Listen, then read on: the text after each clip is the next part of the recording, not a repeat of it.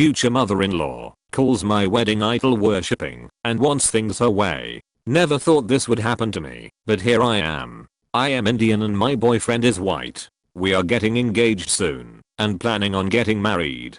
Couple of days ago my parents visited us and gave us their blessings and offered to throw an Indian wedding once all this craziness is over. Now we told future mother-in-law about this and she seemed happy for us, and my BF was very excited to be able to finally pop the question after getting my parents' blessings. Now the problem is she told me that bride's family is supposed to pay for a wedding, and I let her know that they are paying for an Indian wedding in India since most of my family lives there. She told me she feels excluded because it's different, and I assured we want her to be there and participate, and also there will be a Christian wedding too if his family comes too. She is not having it and expect a wedding in America too and wants my parents to pay for it. Then she changed and told us she just wants a secular wedding, nothing else. Another thing is she thinks Indian wedding is idol worshipping and doesn't want to participate at all in any of the ceremonies and threatened to walk out whenever she deems it's too religious.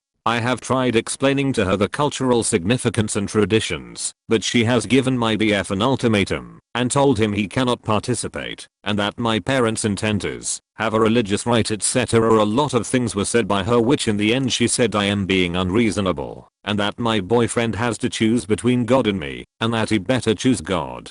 I find all of this bizarre because for the past 2 years we have been together. I have told her several times there is going to be an Indian wedding and she was all excited about it, but now she has a problem. I feel like she is doing this because she doesn't like me. I used to be very nice and warm and inviting to her, but she crossed some boundaries in the past that threatened my relationship with my parents, after which I have been cordial with her, but I am not like I used to be before, and now I feel like she wants to drive a wedge between me and my so. I am not sure what to do or how to explain without coming off rude. I never expected my boyfriend to convert to Hinduism. This is not about converting, but celebrating our differences and getting together. My boyfriend is the one who told me he doesn't wanna pay for a wedding in America, it would be too expensive, and I feel like if she wants a wedding her way she needs to pay for it, but I know she won't. My boyfriend is on my side and told me no matter what he is there by me, but some other family members agree with her, which is crazy because his family is not religious at all. Neither me or my boyfriend are religious, so I am not sure what's the problem here. Update. Future mother-in-law calls my wedding idol worshipping and wants things her way. Thank you for all advice and support I received, it means a lot. You guys are so positive, unlike some subs I have seen where the immediate answer is drop the guy lol. Anyway, so this is what happened last night. Background: all those things that she said happened over a texts that she sent to my so. Next day he went to talk to her and offended me and set some boundaries. My so is very polite and respectful, so I am sure it didn't go through to her because she lashed out and got mad at me for showing the texts because it was supposed to be private. She also said I am a liar and my family is full of liars and that he needs to be careful because he doesn't know what all I am lying about. etc. I can go on.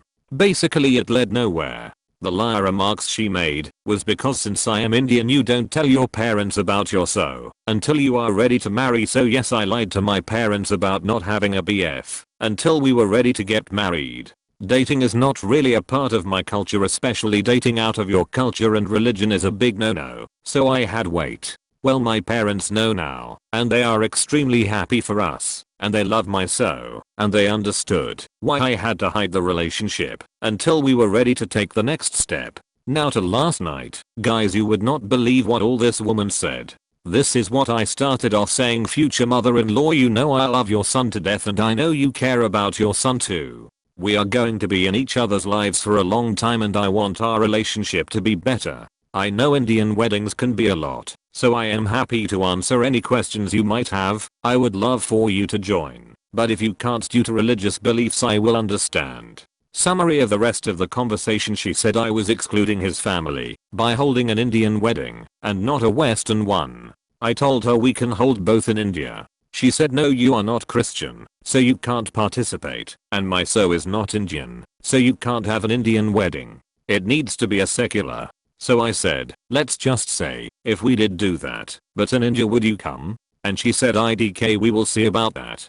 So basically led nowhere. Then she went on to talk to my son in front of me about how he needs to realize he has obligations towards his family and religion too. Again, insinuated that I am a liar and don't know what else I am lying about. He shut that down pretty quick. I told her I always dreamed of having an Indian wedding, to which she said word to word, maybe you have been with an Indian man to do that. I told her she crossed a boundary and hope it doesn't happen again, otherwise there will be consequences. I also let her know it's our wedding, our decision, but if she wants something her way then she can pay for it. To which she said it's not about the money, it's about family. Basically led nowhere. My BF defended me and shut us down because things were going nowhere. I told his sister because she knew about the whole situation and wanted an update. Well, I told her everything that happened. His sister doesn't care about her feelings and isn't very polite to her, so she straight up told her, you are gonna lose your son if you keeps this up. It's really rich coming from you about marriage and calling OP a liar when you cheated on your husband. It's not your wedding, it's this. Stop making everything about yourself. You don't get to talk on behalf of my family, they have nothing to do with you in over 10 years. You are not part of our family, so stop acting like you are. You already lost everyone because of your behavior, and you are going to lose your last child by keep putting him in this position, because I promise you he is gonna pick up over you any day. He is being nice to you, don't take advantage of that. Well, after all of this, she said she won't get involved again, but she didn't apologize or was remorseful. She is hurt that her kids are not taking her side and decided to keep her mouth shut from now on. Also told my so to not show her texts anymore because it's private between her and him. Lol, anyways, if you got this far, thank you for reading. I am sorry it's so long.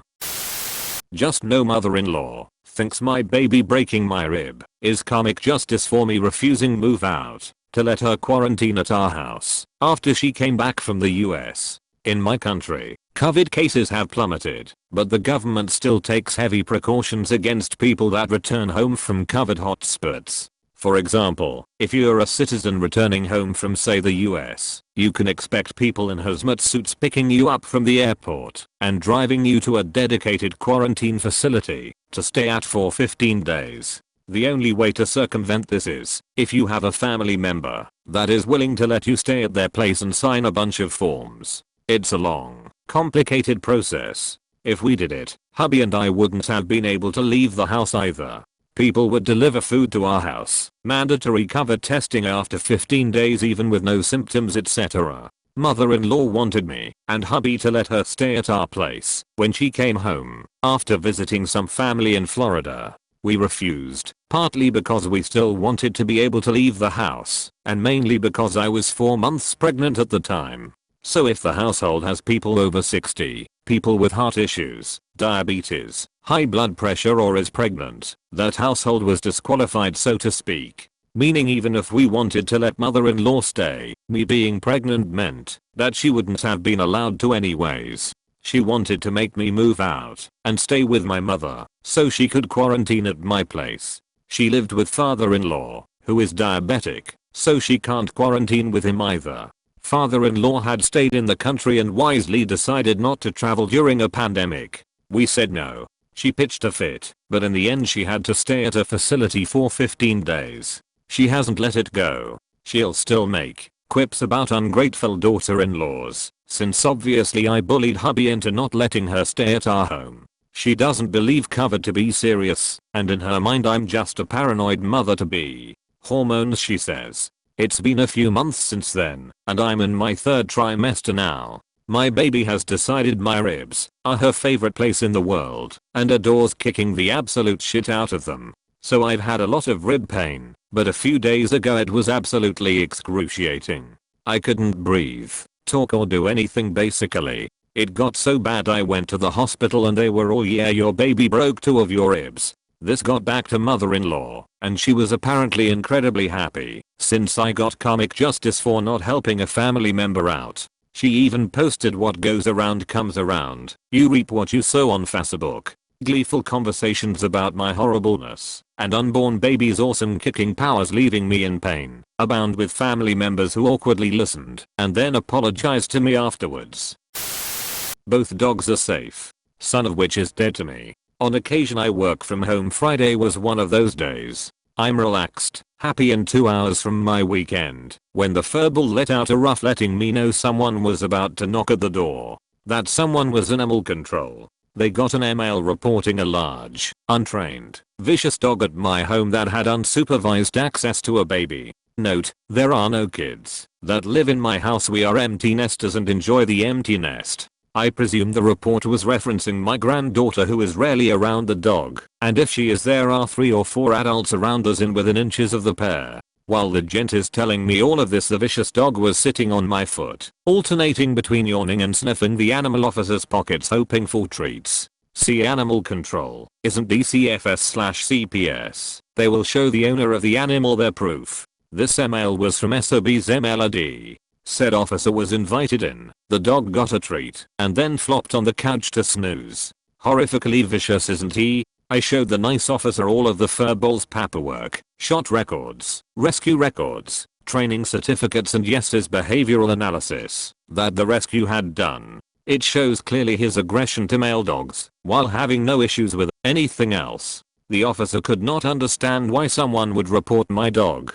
I offered clarity, pointing to Sob's email address, explained who she was, just no mother-in-law, and all the drama from her last visit nearly a year ago with her untreated seizure-suffering senior male dog, and her upcoming visit, where she was told no on the dog again with the reason of our dog is highly aggressive with male dogs. I was even nice enough to pull up and yes, print out emails from nearly a year ago when Sob was going insane about her dog not being welcome in our house that clearly stated she wasn't giving him the pheno because the oils worked better. Apparently our nice officer contacted the animal control animal cops in Sob state, who went out to do a wellness check on her dog, who was actively having a seizure when the officer arrived. Apparently Sob showed her ass/attitude to the officer and her dog was taken into protective custody, and there is a hearing to find out if she will be getting him back. Lab results are pending to see if he has any seizure meds in his system. Oh, and those oils? She was applying them to the pads of his feet.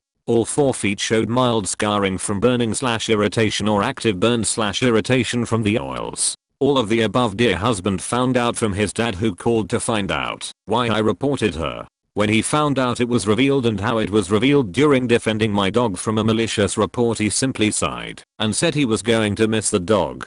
Father-in-law is feeling horrid, said he took Sob's word that the oils were safe because she said she researched their use, and he admits he didn't push the issue and never saw the scarring/burns in the dog's feet. The dog is part mostly Cocker Spaniel. He has some seriously furry feet, so you have to part fur and really look. You would not see it at a glance. So yeah, he feels guilty and knows he should not have taken her word, but should have talked to the vet himself. So, which played a game to have my dog seized so she could visit with her dog, and ended up losing her dog in the process. She is no longer allowed in my house. Ever. I'm still having daydreams of driving 20 hours and showing her my vicious side. And I seriously hope her dog is on the meds he needs and can live out what's left of his senior years in health and comfort.